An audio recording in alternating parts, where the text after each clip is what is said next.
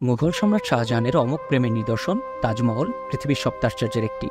স্ত্রী মমতাজের প্রতি অপরিমেয় ভালোবাসার নিদর্শনস্বরূপ তার মৃত্যুর পর সমাধিস্থলে সম্রাট শাহজাহান এই বিশাল এবং অপূর্ব স্থাপনাটি তৈরি করেন।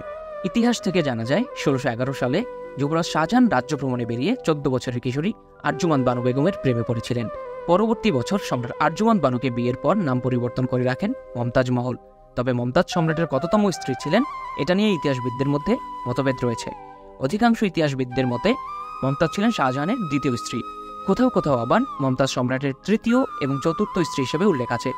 তবে মমতাজ ছিলেন সম্রাট শাহজাহানের সবথেকে প্রিয়তম স্ত্রী। ১৬৩১ সালে মাত্র ৩৮ বছর বয়সে ১৪তম সন্তান জন্মদানের সময় অতিরিক্ত রক্তক্ষরণের ফলে মমতাজের মৃত্যু হয়। অনেকেই মমতাজের অকাল মৃত্যুর জন্য সম্রাট শাহজাহানকেই দায়ী করেন। শাহজাহান নিজেও অবশ্য তার ভুল বুঝতে পেরেছিলেন, আর তাই তো মমতাজের মৃত্যুর পর অনুশোচনায় ৭ দিন ৭ রাত সম্রাট মুখে কোনো দানা পানি তোলেননি, এমনকি ঘর থেকেও বের হননি। তার কিছুদিন পরেই সম্রাট শাহজাহান বিবেকের দংশনে এবং অপরিমেয় প্রেমের টানে প্রিয়তমা স্ত্রী মমতাজের স্মরণে অবিস্মরণীয় এক নিদর্শন তৈরির সিদ্ধান্ত নেন।